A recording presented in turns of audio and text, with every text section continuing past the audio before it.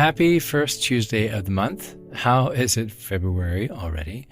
Really quick, as I only mention this the first episode of each month, I'd like to remind you what this podcast is made possible by. You. All of your support, whether it be a couple of bucks each month, a listen to this episode, or just sharing the podcast with others. It goes a long way and is so appreciated that it puts a smile on my face every time. If you haven't already, head over to calmitdownpodcast.com and click the white coffee cup with a heart on it to keep this podcast going. $2 or $3 a month is all it takes so we can continue having these wonderful episodes each month. And your help is worth more than 1,000 chocolate chip cookies.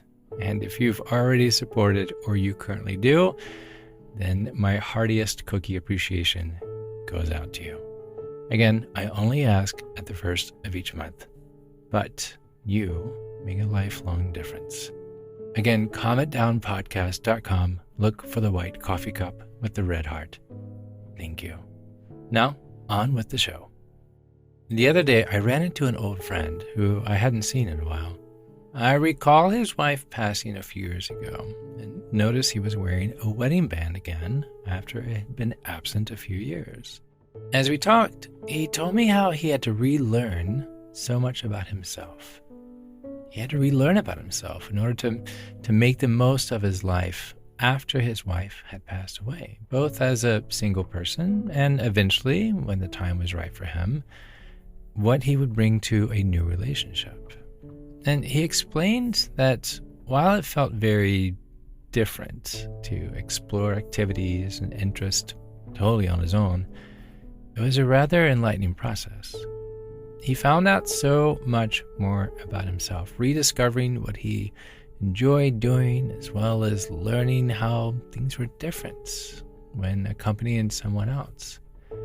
It gave him a greater sense of appreciation for life, and he shared how it was what he called an awakening season that taught him a lot about who he was, what made him happy, and the type of moments he wanted to share with this new relationship that he now calls his wife. I never realized what a daunting task it would be, he said, but I first had to find out who I was inside myself. I thought that was really interesting. How often do we stop and ask this to ourselves? So my question to you is, when are you most yourself? If you don't know off the top of your head, there might be an easy way to find out. We talk a lot about mindfulness and the importance of being present for a reason. It's how you live in the moment, right? Mindfulness. But sometimes you don't need to use your mindfulness skills or grounding techniques because you naturally get into the flow of things. Your presence comes so naturally when you're doing something that validates you because the activity makes you feel like you. We've all had those moments where time slips from us and the thing we're doing, thankfully, overwhelms us. And we find ourselves in this state of concentration, this deep focus that has become known as the zone, right? Are you familiar with this? Basketball players with their electric plays on the court and jazz musicians laying down the most beautiful creative lines, musically speaking. And these are all but a few examples of people who find themselves in this place. But believe it or not, getting there can be as simple as tweaking how you look at life. Like decorating your home with the beauty that speaks to you, pushing yourself to an amazing job at work, or even dancing like no one's watching. We each possess a power within us that allows us to access this state, this zone, through our own creativity, our own whims, our own preferences, our own skill sets. So, what is your zone? It's an odd question, right? What does it look like? When do you feel most like yourself? If the answer doesn't come to you right away, don't stress. It doesn't mean that you don't have times when you don't hesitate to throw yourself into the present moment. It's probably just so natural you haven't really thought about it. To figure out when you're most yourself, it helps to know a few things about your own personality. You want to think about what you're passionate about, what you're good at, and what makes you feel fulfilled. It's okay if these questions seem big and you're not sure how to even remotely answer them. The answers are inside of you. And all it takes is a moment of calm to understand them. So, let's get into the zone and see when you feel most like yourself. I'm Chad Lawson, and let's calm it down in 3, 2, 1. Everyone has something that lights them up, something that excites them to get up in the morning. And passion is a funny thing because it looks different to everyone. While most people think of passion as this untouchable, unachievable goal, it's actually as simple as wondering what makes you happy. Not to be cliche, but what brings you joy? When something energizes you and gives you that sense of purpose, you just get the warm fuzzies all over it. What is it? What is that passion? Your passion can probably be something you do in your free time, like painting or sewing or playing an instrument. Maybe it's collecting comic books or teaching your friends Spanish or gardening or studying astrophysics. All passions. If you sat down with a list of passions, what would you write? Maybe you like to cook. You find yourself bookmarking recipes and cookbooks, and experimenting with different flavors, and taste testing your sauces and your spices. My wife does this almost daily. But cooking, like everything else, it can be frustrating. Sometimes the souffle falls flat, and the cake doesn't bake all the way through. But if you keep working at it, your determination means something. It means you really, really like to cook. And it feels good to do it, even when the dish doesn't turn out the way that you wanted it to. Maybe you didn't notice this, but when you're fully absorbed and focused in the kitchen, you're being yourself. You're present. And that's because you have a passion. Your pots and pans, well, they might not look like a love affair or a Michelin-starred restaurant kitchen, but it's not too far off.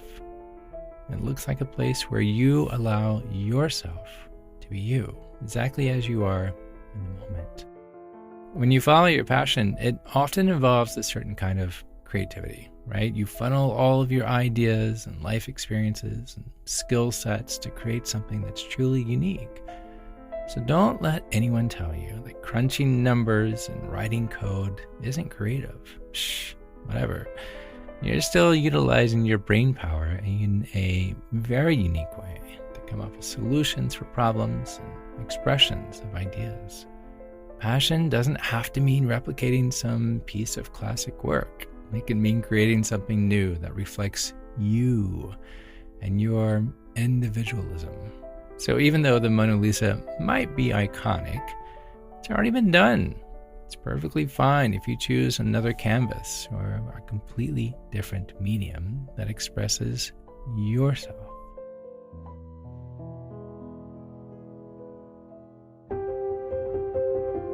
You know, it's funny, like asking yourself what you're good at, it seems like an odd question. But if you look deep into it, there's so much buried potential. Maybe you're great at connecting with people in social situations, and being around loved ones boosts your confidence. Or perhaps you excel as an attentive listener who can capture and express stories through writing. Maybe crafting is where your strength lies, and engineering is your true passion. So ask yourself, what are you truly capable of? What are you great at?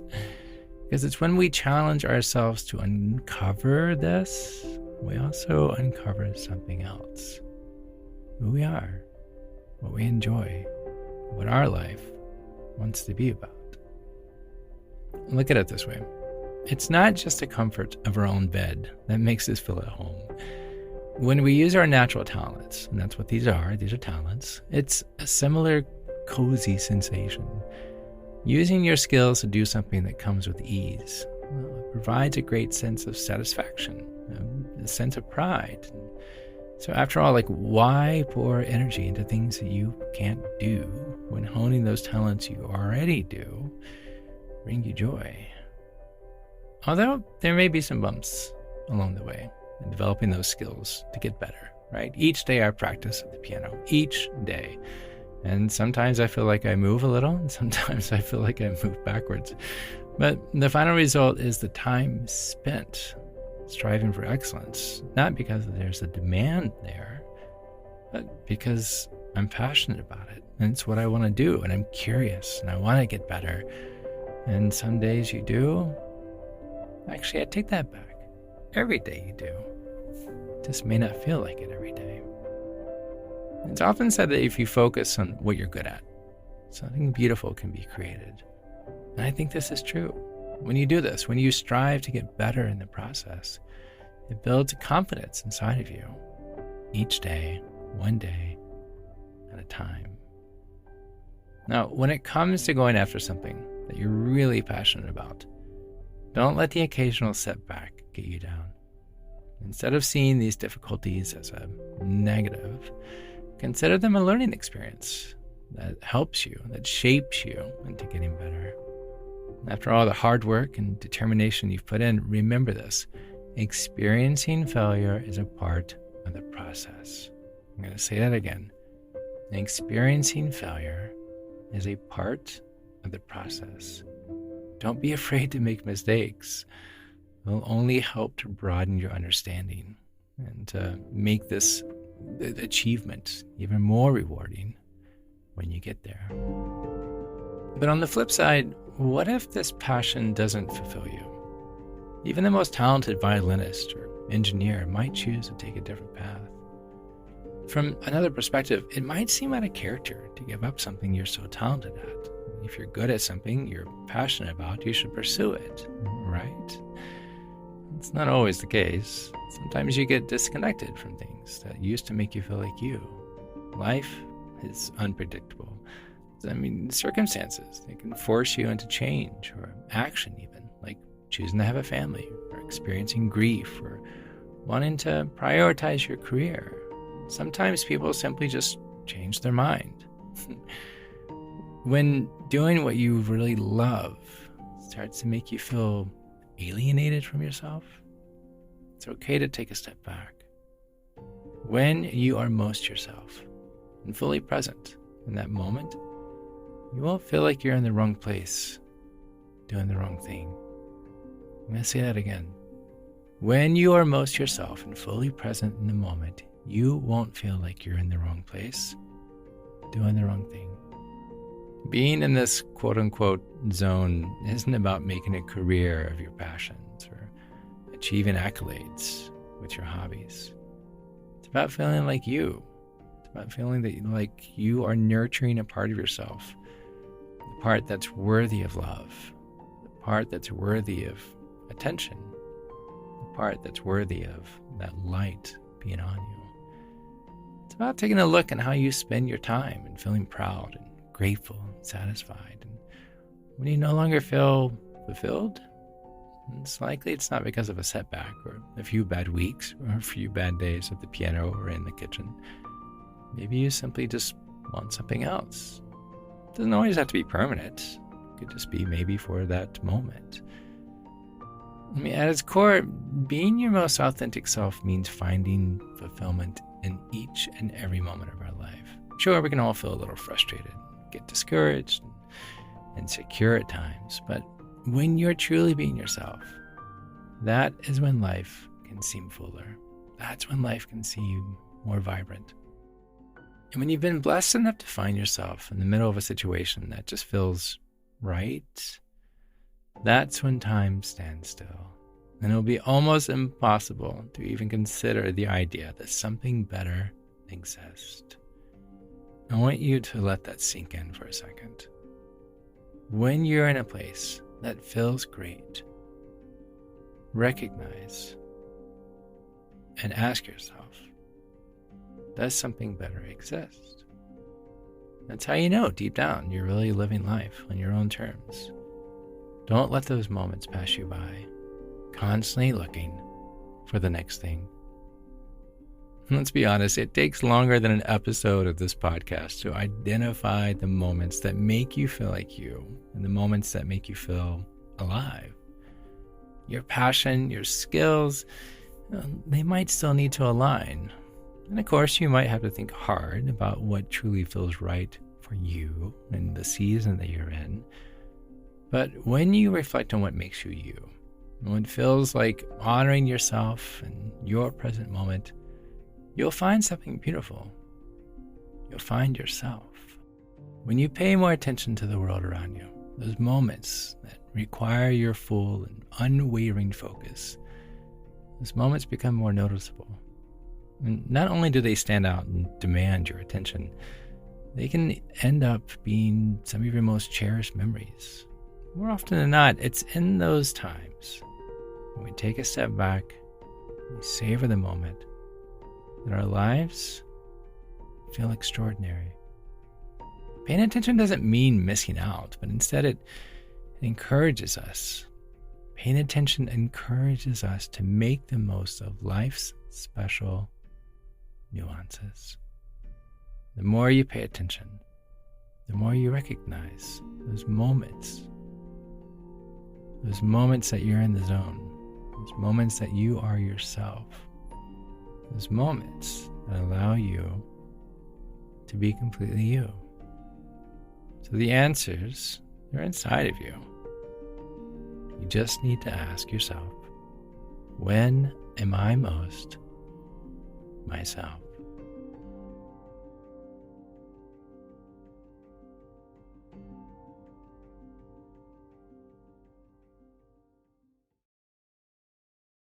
To find more episodes of Calm It Down, or to see concert dates where I may be performing in your area, or to simply know where to send some chocolate chip cookies, visit calmitdownpodcast.com. This podcast was produced by yours truly, Chad Lawson, composer, pianist, and nationally recognized sweet tooth.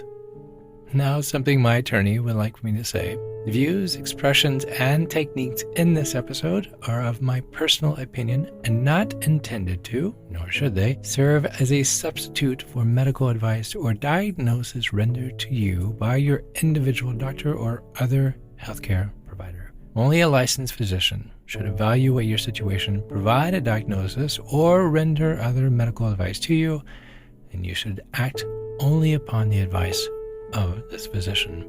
Now, what I would like to say, I'm an extreme empath by nature, but my profession is that of a composer and pianist, not a licensed therapist or a physician.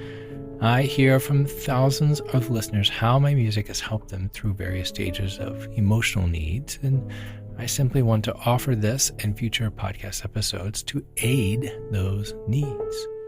To find a list of licensed professionals in your area, please visit calmitdownpodcast.com. And then finally, to help keep this podcast continuing each week and without ads, would you please consider pitching in $2 or $3 a month? Your $2 or $3 a month will go a long way in supporting the time, the additional people, and content that you hear each week. If you would please visit calmitdownpodcast.com, look for the white coffee cup with a cute little red heart in the center, or you can scroll all the way down to the bottom of the page to find a QR code that will take you there directly. Again, just $2 or $3 a month would be amazing. Thank you. I'm Chad Lawson, and until next time, be kind to your mind. And join me next week as we calm it down.